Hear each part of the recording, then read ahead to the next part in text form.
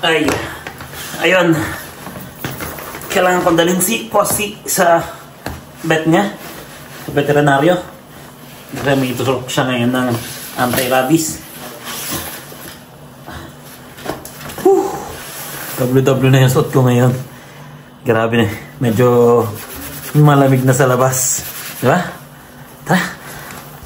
Ay, ayun. Nandito na kami sa labas ni Posty. Ayan. Magkikita kami ni Mrs. ng 6:15. Siguro mga alas 6 pa lang naman ngayon.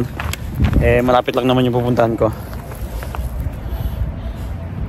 Kailangan na siyang turukan ng anti-rabies.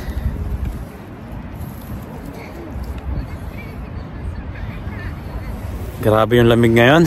Buti na lang nagpupuno siya doon, no? Wala nang problema. Baka doon pa siya abutin sa vet. Sa opisina ng vet. Hey, tara.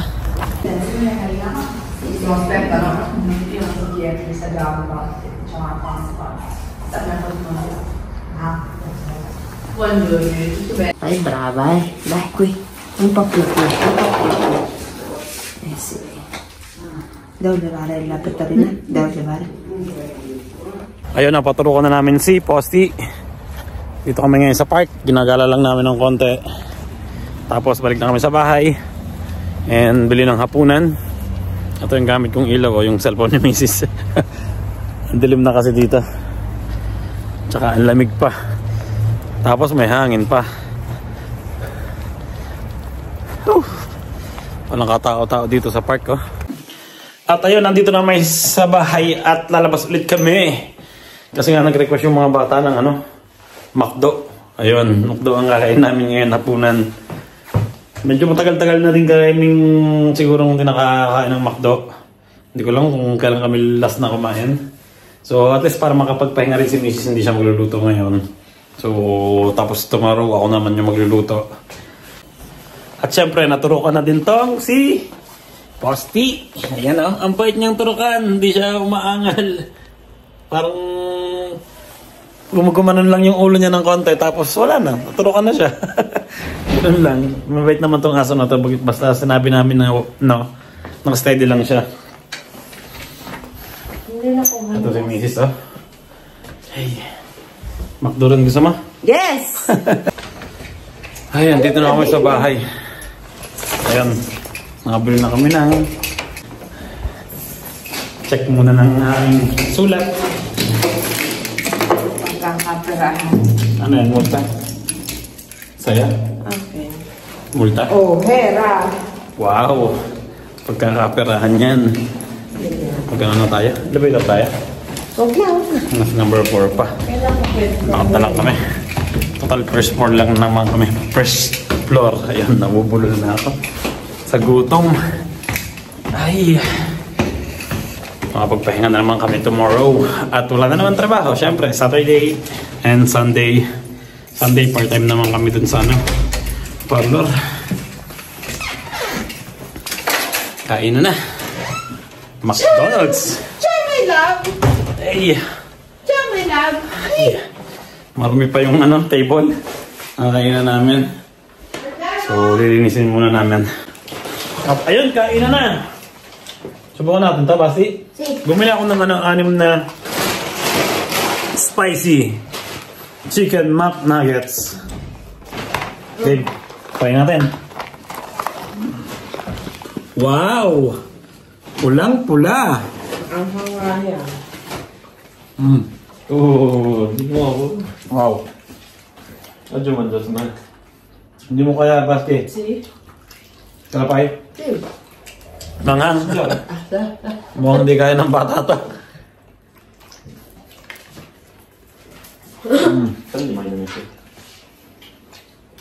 Hap? McDo yung hapunan namin ngayon. Nagkatama doon magluto. Pero minsan lang naman to kasi hindi naman pwede lagi ng instant yung pagkain, di ba? Masama rin namang palaging kumain ng mga readyng pagkain. Mas maganda yung mga luto. Anghang, grabe. Umuluha ka na, Basti. Ano ba? Si Basti inom na coke. Anghang? Wala kanino. Mas mahal daw yung tinapay niya, hindi naman wala naman yung sili. Nagluluha na yung mata mo, ha?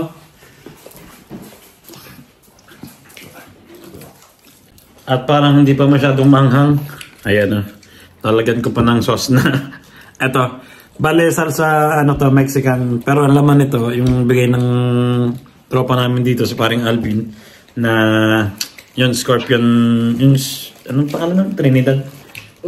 Scorpion. Basta Scorpion. So, ayun, lalagyan ko. Yan. Diba? Adulto na siya ng permanjara. Wow. Ang sabi. Patuaci, no? Perché veterinario? Grabe. Basta kakain mo na siya. Ha? Kakain mo na. Lagyan natin ito. Ang grabe. Hindi ka na esplado.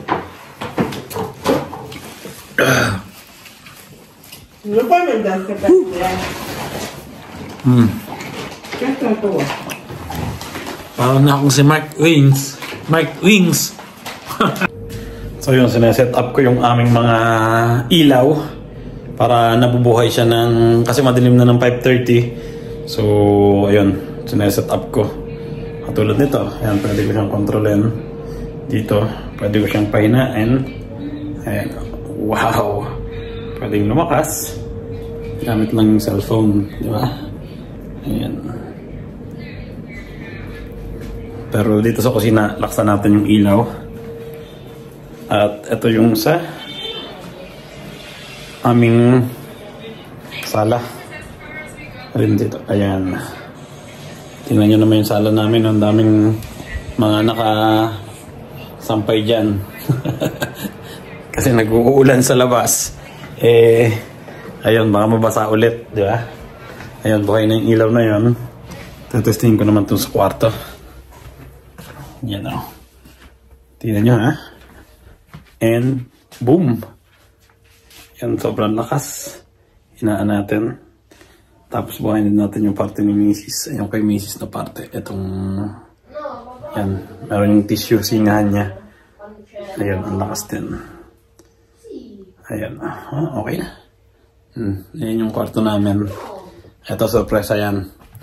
Ang daming palansyahin. So, ayan, okay na. Kasi sineset up ko kasi minsan walang tao dito. Yung anak ko lang ng bunso. Alam nyo naman ng mga yan, hindi naman yan bubuhayin ng mga ilaw. So, ang ginagawa ko ngayon, sineset up ko ng 5:30 pa lang ng hapon. Siyempre, madilim na. Mabubuhay na sila ng kusa, di ba? Ayun.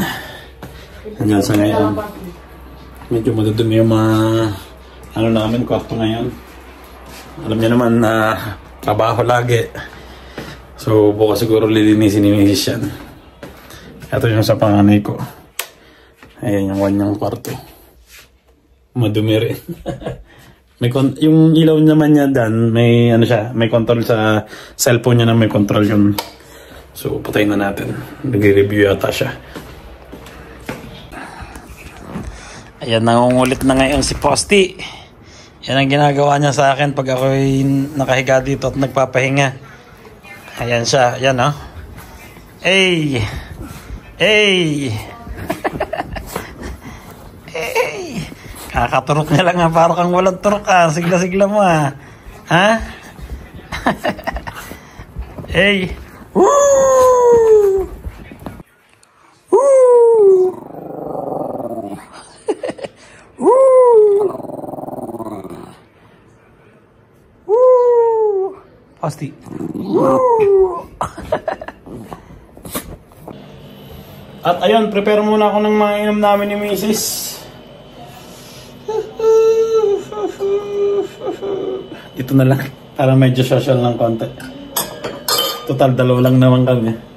Okay lang yan. Ay! Red wine muna kami. Sa malamig na panahon. Ay! Ito, testingin namin. Yan. Muntik nang bumagsak yung phone ko. Testingin namin to. Nabili namin kahapon. Bagong ano daw ito labas. Hindi yung bagong labas na wine. Matagal na tong ganitong tatak na wine, pero ito daw siguro bagong harvest. Dahil bago daw, sabi. Pero tikman natin. Ayan. Volume niya ay mahina lang, 13.5 lang. Mahina. Pulang-pula yung mukha ko dito sa bar na to. Kasi yung ilaw, eto. Pula yung ilaw namin dyan sa bar. Yan.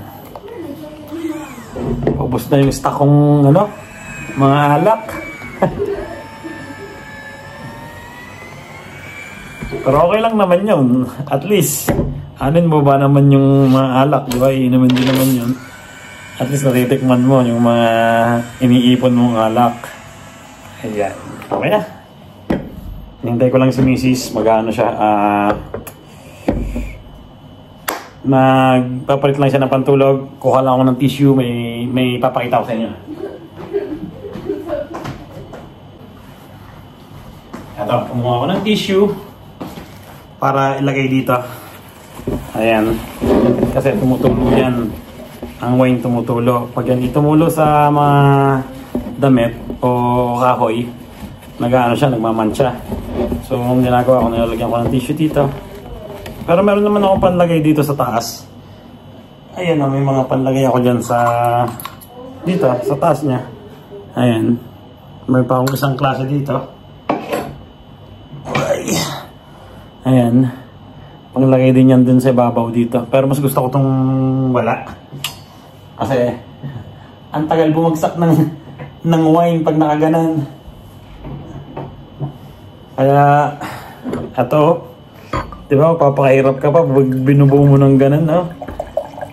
Kalahati ka agad. Kaysa naman gagamit ka pa ng mga panglagay sa mga dulo. So, yun, ah. Wow. Ang bango. May tinapay. Na talaga, Nandito na si Mrs. Tingnan nyo naman. Kaya sabi ko sa inyo, medyo tumulo ng konti. At least pupunta siya sa tissue. Hindi siya pupunta sa mga damit. Hindi pupunta dito sa table. And malinis, di ba? Wow, saktong-sakto lang. Ang sarap. Siyempre gagawa tayo ng kapartner niyan. Hindi pwede tayong walang mga ngata, di ba? So, papatayin ko na itong aming ilaw sa bar. Kasi sobrang pula niya. Oh. Sobrang itim ko dito sa video na to. Ayan na lang. Ganyan na lang tayo. Nasaan na? Ayun. So, lagay ko muna to dito.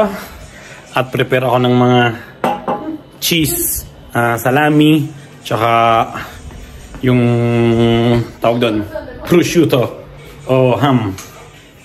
Italian ham yata tawag doon. Basta. At gawa muna tayo ng pulutan. Meron kami ditong salami with truffles o tartufo. Siguro isa lang yung gagawin ko. Ayan. Ito na lang. Itong mas mataba. Pero ito na lang. Ito, mas mahaba to. Ayan. Siyempre meron tayo ditong prosciutto. Gagawa lang tayo ng konti. Ayan yung ham ng Italian. Ayan.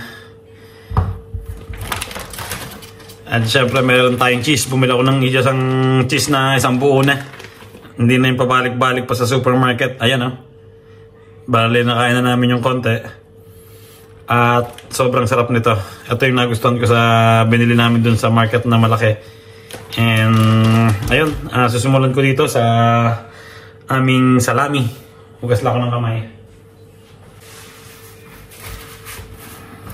Bale, tatanggalin ko yung ano niya, balat. Para siyang tawag dito, langgunisa. Meron siyang balat din. Ayan na, kaso nga lang ito, hilaw na karne na tinuyo ng mga Italian. Tapos may flavor pa tong tartufo o truffles. Kaya naman sobrang-sobra yung masarap yan.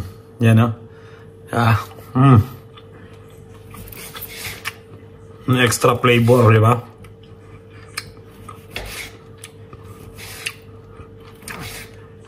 At yun, tapos na ang salami. Dito naman tayo. Yan. Yan natin umpisahan.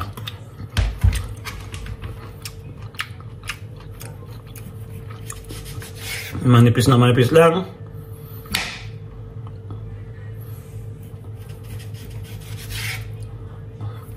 Tingnan nyo kung gano'ng kanipis yan Pag ganun, hindi matigas. Sakto lang. Hindi pag kinain nyo ng sobrang makapal, matigas. Yung pag mga ganang kakapal, matigas yan. Huwag nyong susubukan. Masisira lang yung ngipin nyo. Swabing cheese yan Ang bili ko dito 23 euros. Kasi pag bumili ka ng tingi-tingi, mas mamamahalan ka. Mas magandang bumili ka ng malaki, di ba? Ang stock mo rin naman, marami naman din kayong kumakain ng cheese. Katulad dito sa bahay, kaya malaki nang binibili ko.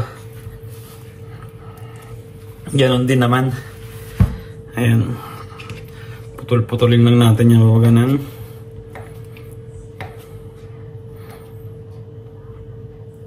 And okay na. Yan, meron na kaming simpleng pulutan, di ba? At ayun, nag-start na kami ni Mrs. Nakapag-prepare na ako ng wine. Tapos ito, yung aming pulutan ngayong gabi. Sarap, grabe. Yan. Mag-aabang na rin yung aso namin si Posty. Nasaan na? Nasaan na si Posty? Ayun. So, yun. Sana nag-enjoy kayo sa vlog namin ngayong araw na to. At see you na lang sa susunod. And happy Friday. Ingat palagi. Ciao.